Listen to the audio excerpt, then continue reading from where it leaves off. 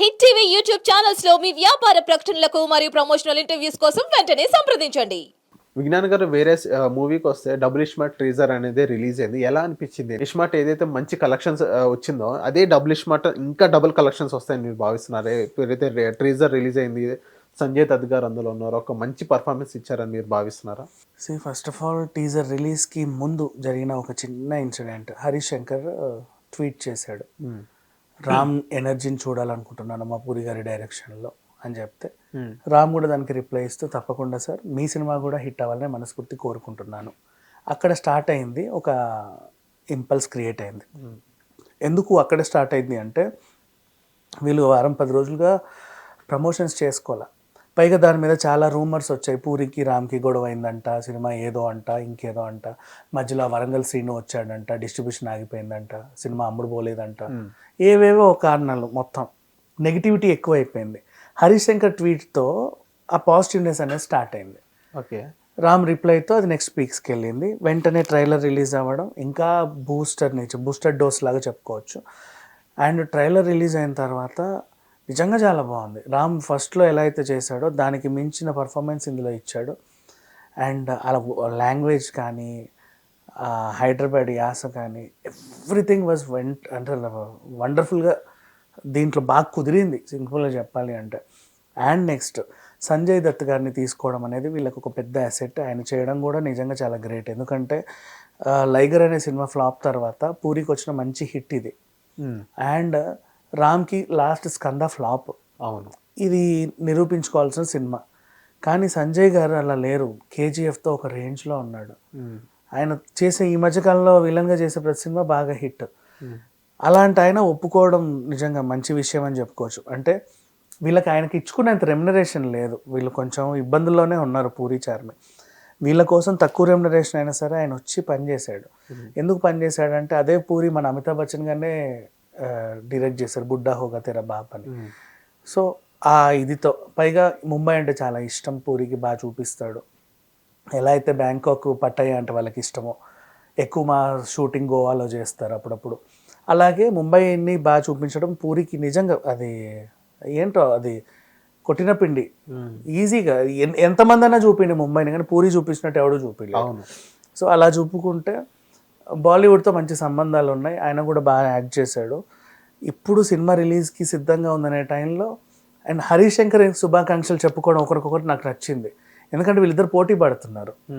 పూరి హీరోనే రవితేజ అక్కడ ఉన్నాడు, దాన్ని హరీష్ శంకర్ డైరెక్ట్ చేశాడు. వీళ్ళిద్దరు కలిసి మిస్టర్ బచ్చన్ అండ్ ఈ సినిమా డబుల్ ఇస్మార్ట్తో ఇప్పుడు 14th ఉంది. సో 15, 16, 17, 18 ఏంటంటే లాంగ్ వీకెండ్. అవును, యాక్చువల్లీ చెప్పాలి అంటే మన ఇండిపెండెన్స్ డే వచ్చింది కాబట్టి లాంగ్ వీకెండ్ 4 రోజులు. ఖచ్చితంగా పెద్ద పోటీ ఏం కాదు, 2 సినిమాలే కదా. ఇప్పుడు సంక్రాంతికి 6-7 సినిమాలు వస్తాయి, అయినా అన్ని నడుస్తాయి కదా. అలా చూసుకుంటే ఈ సినిమా నిజంగా హిట్ అవుతుంది, 2 హిట్ అవుతాయి, అట్లా ఏం లేదు. విజ్ఞాన్ గారు ఏదైతే ఇప్పుడు ఒకప్పుడు 300 days ఫంక్షన్ చేసేవారు మూవీ రిలీజ్ అయిన తర్వాత, తర్వాత 250 days అయింది, తర్వాత 200 days, తర్వాత 100 days షీల్డ్ ఇచ్చేవారు. సో మెల్లమెల్లగా తగ్గుకుంటూ వచ్చింది. అలాగే లాస్ట్గా ఒక మీ ప్రెస్ మీట్ లాంటివి పెట్టి అలా క్వశ్చన్స్ అడిగేటట్టు ఆ స్టేజ్కి వచ్చారు. సో మా క్వశ్చన్ ఏంటంటే, స్టేజ్ మీద ఉన్నప్పుడు రిపోర్టర్కి అక్కడ డైరెక్టర్ కానీ ప్రొడ్యూసర్ కానీ ఒక వాగ్వాదం నడుస్తుంది ఇప్పుడు ప్రెసెంట్ అయితే. అది ఎలా చూడబోతున్నారు? రీసెంట్గా హరిశంకర్ గారు ఒక జర్నలిస్ట్ మధ్య ఒక వాగ్వాదం నడిచింది. సో అది ఎలా చూడబోతున్నారు ఇప్పుడు? ఒకప్పుడు 300 days ఉందన్న నీ ఫస్ట్ క్వశ్చన్, ఇప్పుడు లేవు అంటాం. దానికి ఏంటంటే సప్లై అండ్ డిమాండ్. అప్పట్లో సప్లై తక్కువ ఉండేది, డిమాండ్ ఎక్కువ ఉండేది. ఐ మీన్ థియేటర్స్ అన్ని సింగిల్ స్క్రీన్ థియేటర్స్ ఉండేవి, రోజు 4 ఆటలే ఉండేవి. సినిమా రిలీజ్ అండ్ పైగా ఇంటర్నెట్ సౌలభ్యం అంతగా లేదు, బుక్ మై షోలు లేవు. థియేటర్ ముందు బారులు తీరి పెద్ద పెద్ద లైన్ వేసుకొని పండగలా చేసుకునేవాళ్ళు. హౌస్ఫుల్ బోర్డు పడగానే మళ్ళీ వెళ్ళిపోయేవాళ్ళు, మళ్ళీ ఏదో రకంగా చూసేవాళ్ళు. అలా ఉండేది.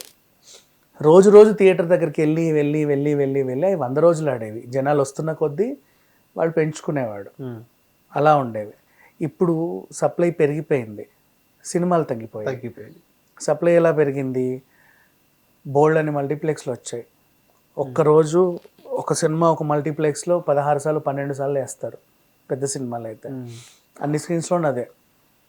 అండ్ అడుగడుగున మాల్స్, అడుగడుగున దాంట్లో మల్టీప్లెక్స్లో 5-6 స్క్రీన్లు ప్రతి దాంట్లో. బోలెడన్ని థియేటర్లు ఇప్పుడు చెప్పుకుంటే అప్పుడు 100 థియేటర్లు ఉంటే ఇప్పుడు 1000 ఉన్నాయి, 100కు 1000 థియేటర్లు. అప్పుడు 100 థియేటర్లకి 1000 సినిమాలు ఉంటే ఇప్పుడు 1000 థియేటర్లకి 100 సినిమాలే ఉన్నాయి. కాబట్టి మనం ఇప్పుడు కలెక్షన్స్ గురించే మాట్లాడుకుంటున్నాం. అండ్ నెక్స్ట్ రిపోర్టర్ల గురించి మాట్లాడిన వాగ్వివాదాలు అంటావు చూసావా, అది వాగ్వివాదాలు కాదు. రిపోర్టర్లకి ఈ మధ్యకాలంలో అంటే మన వాళ్ళని మనమే ఎందుకు అనుకోవాలి, కానీ సంబంధం లేకుండా క్వశ్చన్స్ వేస్తుంటే వాళ్ళు కూడా ఇరిటేట్ అవుతున్నారు. ద ఓన్లీ రీజన్ రీసెంట్ డేస్లో జరిగిన కొన్ని ఎగ్జాంపుల్స్ మాట్లాడుకుందాం. గమనం అనే ఒక సినిమా ఉంది, శ్రియా అండ్ అదొక యాంథాలజీ, చిన్నపిల్లలతో ఏదో వర్షంలో వాళ్ళ ఇల్లు నిండిపోవడం లాంటివి చేశారు. ఆ సినిమా ప్రీ రిలీజ్కి ప్రెస్ మీట్ పెట్టుకున్నారు. ఎందుకు పెట్టుకుంటారు ప్రెస్ మీట్? మూవీ గురించి చెప్పాలి, ప్రమోషన్ కోసం, అంతే కదా. అంతే. విలేకరులు వెళ్ళి ఏమడుగుతున్నట్టు, మీ హస్బెండ్ గురించి చెప్పండి అని అడిగాడు. మనం వచ్చింది గమనం గురించి మాట్లాడుకుందాం. హస్బెండ్ గురించి నా పర్సనల్ ఇంటర్వ్యూ ఎప్పుడైనా తీసుకుంటే అప్పుడు మాట్లాడుకుందాం, ఇప్పుడు వద్దు. నేను అడిగితే నువ్వు వద్దంటావా? వీడు హర్ట్ అయినందుకు ఏం రాస్తాడో తెలుసా? భర్త గురించి అడగడానే చిరాకు పడ్డ శ్రియ, ఇక విడాకులే. Okay. Next Shaakuntalam press meet. Shaakuntalam గురించి కదా నువ్వు అడగాలి. ఓ పక్క దిల్ రాజు, ఓ పక్క గుణశేఖర్, మధ్యలో సమంత. వీళ్ళు అటాక్ చేసిన విషయం ఏంటి? ఇది భర్తకు దూరమై విరహ వేదన అనుభవించే ఒక మహిళ కథ శాకుంతలం. మీ పర్సనల్ లైఫ్లో కూడా మీకు ఇటీవల ఇలా జరిగింది కదా, ఈ క్యారెక్టర్ చేస్తున్నంతసేపు మీకు ఏమన్నా గుర్తొచ్చాయా అని అడిగాడు. అవసరం ఏంట్రా నీకు? అవును. శాకుంతలం ఎలా తీసావు, ఎలా చూపబోతున్నావు, దాన్ని ఏమేమి ఎలగబెట్టారు? గుణశేఖర్ అంటే సెట్లు బాగా వేస్తారు కదా, ఏ సెట్ వేసావు నువ్వు? సమంత నీకు ఈ మధ్య హిట్స్ ఏమన్నా అట్టట్లు ఉన్నాయి కదా, నువ్వు ఎలా చేసావు? ఇవన్నీ అడుగు. దిల్ రాజు నువ్వు ఎందుకు కొన్నావు? ఇవి కదా నువ్వు అడగాల్సింది. ఏమైనా సిచ్యువేషన్స్ ఉన్నాయా? ఇవన్నీ వదిలేసి పర్సనల్ లైఫ్కి వెళ్ళారు. శాకుంతలం గురించి రాసింది తక్కువ, సమంత కూడా ఆన్సర్ ఇచ్చింది. విడాకుల గురించి మొదటిసారి నోరిప్పిన సమంత శాకుంతలం ఏదో. మరి నువ్వు ఎందుకు వచ్చావు ఇక్కడికి? అవునా? నెక్స్ట్ మళ్ళీ వెంటనే అఖిల్ ఏజెంట్. నీకు డైరెక్టర్కి ఏవో గొడవలు వచ్చాయంట కదా, నీకు ఎందుకురా బాబు అవన్నీ? సినిమా గురించి అడిగి చావు, ఎందుకు లేట్ అయింది, ఎన్ని కోట్లు పెట్టావు, ఏమేళగా పెట్టావు, అవి కదా నువ్వు అడగాల్సింది. వీడేం అడుగుతాడు? వెళ్ళి నువ్వు ఏదో మీ ఇద్దరికి గొడవలంట, వాళ్ళు ఏదో అదేం లేదండి ఏదో చెప్పుకున్నారు. గొడవలు. అసలు ఏజెంటే లేదు అక్కడ. నెక్స్ట్ మళ్ళీ ఇమీడియట్లీ కస్టడీ వచ్చి చచ్చింది. అప్పుడే వారం గ్యాప్లు అయ్యి అంతే, ఓ 10 రోజులు అటు ఇటు. ఆయన రాగానే సమంత గారి గురించి చెప్పండి, మీ విడాకుల గురించి చెప్పండి. ఒరే గాడిద, కస్టడీ గురించి అడిగి చావు. నీకు అసలు అంటే మనిషి కనబడితే చాలు ఏది పడుతుంది అడిగేయడమే. ఈవెన్ నిన్న కూడా తిరగబడ్డరా స్వామి రాస్తారు నిశ్చు కూడా నాకు నచ్చల. తిరగబడరా స్వామి గురించి కదరా మీరు అడిగి చావాల్సింది. అది తిరగబడిందా, తిరగబడలేదా, ఎందుకు తిరిగిందా లేదా, అది కదా అడుగు. నువ్వెవరితో తిరిగావని అడిగావు, మీరిద్దరు కలిసి తిరిగారా లేదా అని అడిగాడు. బయట మీ తిరుగుబోతు వార్తల గురించి వచ్చే దాని గురించి ఆన్సర్ ఇవ్వండి అని అడిగాడు. వీళ్ళు విలేకరులు నీకు పర్సనల్ ఇష్యూలు ఎవడంతోనన్నా మాట్లాడాలి అనుకుంటే ఇలా పర్సనల్ ఇంటర్వ్యూలు తీసుకోండి. ప్రెస్ మీట్లకు వెళ్ళినప్పుడు వెనకాల ఏ పోస్టర్ అవుతుందో దాని గురించి మాట్లాడు. వాడు ఎందుకు వాడు పిచ్చోడా వెనకాల ఇంత పెద్ద పోస్టర్ వేసుకొని కూర్చోడానికి? అవునా? అవును. ఇంత పెద్ద పోస్టర్ ఎందుకు వేసుకుంటారు? దాని మీద ఏదో ఉంటుంది, తిరగబడరా స్వామి. సార్ మీరు ఎప్పుడు తిరగబడతారు, ఎలా తిరగబడ్డారు, ఈ కథ ఏంటి, అవి అడిగి చావు, చెప్తాడు ఏదో ఒకటి. ఇవన్నీ ఇప్పుడు తిరగబడ్డరా స్వామి చావడం రాశాడా? లేదు. నోరు విప్పిన రాస్తారు, ఇట్లా అన్నాడు. ఆయన కూడా ఎందుకు మాట్లాడారు?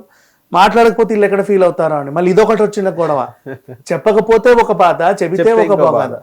అడిగేవాడే తిన్నగా ఉంటే వీళ్ళకి ఈ బాధలు వచ్చేవి కాదు కదా. వీళ్ళు తిన్నగా ఉండి చావట్ల. మళ్ళీ పొగర్లు వీళ్ళకి. వీళ్ళు రాగానే అన్ని సెటప్ చేసి ఉండాలా. వీళ్ళు భోజనాలు స్నాక్స్ లా తింటున్నారు అంటే అలుగుతారు మళ్ళీ, మమ్మల్ని ఎంత మాట ఉన్నావు నువ్వు అని. తిన్నగా క్వశ్చన్ ఎవడన్నా వేసాడంటే అది ఉండదు. మళ్ళీ ఒక్కడికి తిన్నగా అడగడం చేత కాదు. మళ్ళీ ఎవడైనా ఏమన్నా అంటే వెంటనే పొడుచుకొచ్చేస్తుంది పూనకంలాగా. ఇట్లా ఉంటారు మన వాళ్ళే. మళ్ళీ ఏం అనలేము, అడిగితే వీళ్ళు ఎక్కడ ఫీల్ అవుతారో అని చెప్పి అనలేము. నిజంగా ఏం అనలేము. మనోళ్ళని మనం ఏమనుకుంటాం చెప్పు. అట్లా ఉంటుంది. కానీ మనోళ్ళు తిన్నగా ఉండి చావాలా, ఉండరు. ఇట్లా ఉంటుంది పరిస్థితి. ఇప్పుడు అదే డ్రగ్స్ కేసులో, ఇప్పుడు మన వాళ్ళే చెప్తున్నా, డ్రగ్స్ కేసులో సినిమా హీరోలు హీరోయిన్లు ఉంటే వాళ్ళ పేర్లు వేస్తున్నావు. ఈ హేమతో పాటు 190 మంది ఉన్నారు. ఆ 190 మంది పేర్లు ఎందుకు చెప్పావు? ఈమె ఎందుకు చెప్తున్నావు నువ్వు? ఈమెతో పాటు అంటే ఈమెనే కథానాయిక సినిమాకి. ఎట్లా చిరంజీవి త్రిష సినిమా, వీళ్ళతో పాటు వీళ్ళు కూడా ఇంకో 10 మంది ఆర్టిస్టులు ఉన్నారండి అని చెప్పినట్టుగా అలా చెప్తున్నారు. వీళ్ళ పేర్లు ఎట్లా మనోళ్ళే మళ్ళీ. అది కూడా మనాలే. చూడు ఎంత అసహ్యంగా ఉందో మాట్లాడుకోవడానికి కూడా. సో విజ్ఞాన్ గారు, నా ఫైనల్ క్వశ్చన్ ఏంటంటే, ఒకప్పుడు నంది అవార్డ్స్ అంటే ఒక మంచి పేరు ఉండేది. ఎప్పుడైతే స్టేట్స్ అనేది డివైడ్ అయిన తర్వాత ఒక్కసారి కూడా ఏ స్టేట్ కూడా నంది అవార్డ్స్ అనేది ఇవ్వని పరిస్థితి. అండ్ నెక్స్ట్ నంది అవార్డ్స్ అనేది ఇవ్వబోతున్నారా? అండ్ నంది అవార్డ్స్ ఇస్తే 2 స్టేట్స్ విడివిడిగా ఇవ్వాలా, 2 కలిపి ఒక అవార్డు అంటే ఇవ్వాలా? యాక్చువల్గా ఫస్ట్ కేసీఆర్ అనే ఒక దద్దమ్మ గురించి మాట్లాడుకుందాం. స్టార్టింగ్ రాష్ట్రం విడిపోతే ఇక్కడ లేపాక్షి స్టోర్స్ అని ఉండే. అవును. ఆ లేపాక్షి ఎందుకు పెట్టుకోవాలి అని చెప్పి దాని పేరు మార్చి గోల్కొండ అని పెట్టుకున్నాడు. బాగానే ఉంది. రాష్ట్రం విడిపోతే నంది అవార్డులో అది ఆంధ్రప్రదేశ్ కదా నంది, మనం ఎందుకు పెట్టుకోవాలి? ఒరే గాడిదా, అది ఆంధ్రప్రదేశ్ నంది కాదు, నంది ఎవరికైనా నందే. అవును. శివుడు ముందు ఉంటుంది నంది. ఆంధ్రప్రదేశ్లో ఉండేది మహానంది. ఇది మహానంది అవార్డ్స్ కాదు, నంది అవార్డ్స్. ఏ బుర్రతో ఆలోచించి చచ్చాడో కానీ అప్పుడు ప్యాకప్ అయిన నంది అవార్డులు 2014లోనే ఎప్పుడో. ఇప్పటిదాకా ఇలా ఎవరికి ఈ రోజు వరకు రాలా నంది అవార్డులు. పాపం అదొక అత్యున్నత పురస్కారం, 10 మందికి ఇవ్వాలి. ఓ నంది బంగారమో కాంస్యమో సిల్వరో ఏదో ఒక రజతమో ఏదో ఇచ్చి ఓ చెక్కముక్క, ఓ ప్రశంసా పత్రం, ఓ పూలగొచ్చం, ఓ పట్టు శాలువ, దాంతోపాటు కవర్లో ఓ చిల్లర, ఎంతో కొంత ప్రోత్సాహకం, అంతే కదా. అది ఇవ్వాలి, అది ఖచ్చితంగా ఇవ్వాలి. గవర్నమెంట్లో ఇంత పేరుకుపోయింది, అది ఎవరికి ఇవ్వాలి ఎవరికి ఇవ్వాలి ఎవరికి ఇవ్వాలి పలానోళ్ళది. మరి వాళ్ళు ఎందుకు తీసుకోవట్లేదు అంటే ఎవడో వచ్చి ఆపాడు 10 ఏళ్ళు. వాడు ఎందుకు ఆపాడు అంటే వాడికి నాలెడ్జ్ లేక ఆపాడు, సరిపోయింది.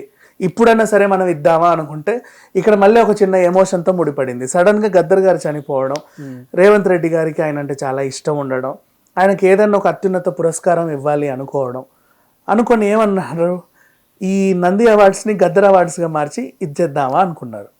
ఇప్పుడు వీళ్ళు మాకు గద్దర్ గారు అంటే ఇష్టమే, వద్దు అన్నాం అనుకో గద్దర్ గారిని అవమానించిన తెలుగు సినీ పరిశ్రమ అంటారు. అవును. తీసుకున్నాం అనుకో నా ఆత్మాభిమానం ఒప్పుకొని చావట్లా. అంటే ఆయన సినిమా ఇండస్ట్రీకి ఏం చేశాడు? సరే ఆయన బాగా చేశాడు, సాంఘికంగా చాలా చేశాడు. అవును. చాలా మందికి ఒక స్ఫూర్తి. సినిమాకి మహా అంటే ఆ ఉద్యమ టైంలో జైబోలో తెలంగాణలో పొడుస్తున్న పొద్దు మీద భలే భలే భలే ఆ సాంగ్ ఒకటి పాడాడు. మధ్యలో కూడా అడప కొన్ని పాటలు ఇచ్చాడు, ఆర్ నారాయణమూర్తికో వాళ్ళకో వీళ్ళకో ఎవరికో. అంతే. ఏం చేశాడు సినిమా ఇండస్ట్రీకి? రామనాయుడులు అంత సేవలు ఏం చేయలా, దాసనారాయణరావు లాగేం చేయలా, ఇంకెవరిలా చేయలా.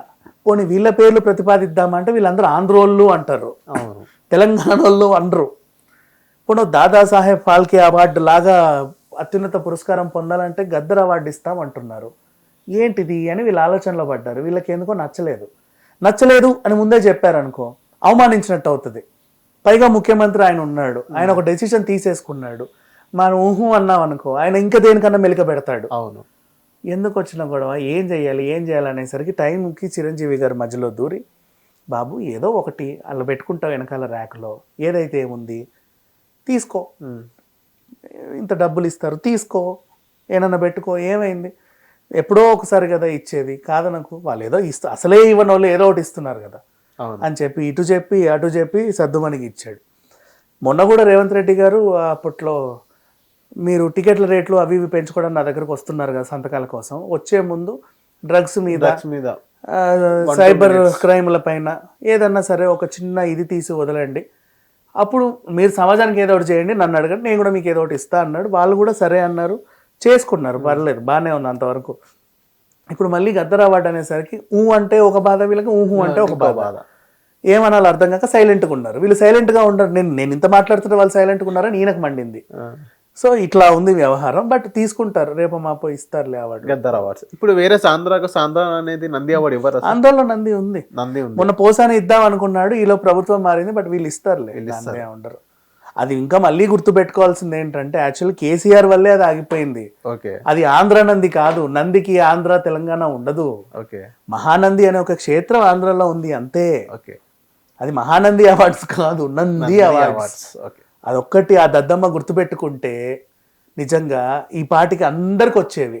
10 ఏళ్ల పాటు సర్వనాశనం చేశాడు అవార్డ్స్ని. అది. థ్యాంక్ యూ విజ్ఞాన్ గారు హిట్ టీవీకి వచ్చినందుకు. Thank you so much. Hit TV app ని డౌన్లోడ్ చేసుకోండి. ఇందులో short news, live news, entertainment movies అన్ని అవైలబుల్ గా ఉన్నాయి. Please download hit TV app. Hit TV app. Hit TV యాప్ని ఫ్రీగా డౌన్లోడ్ చేసుకోండి.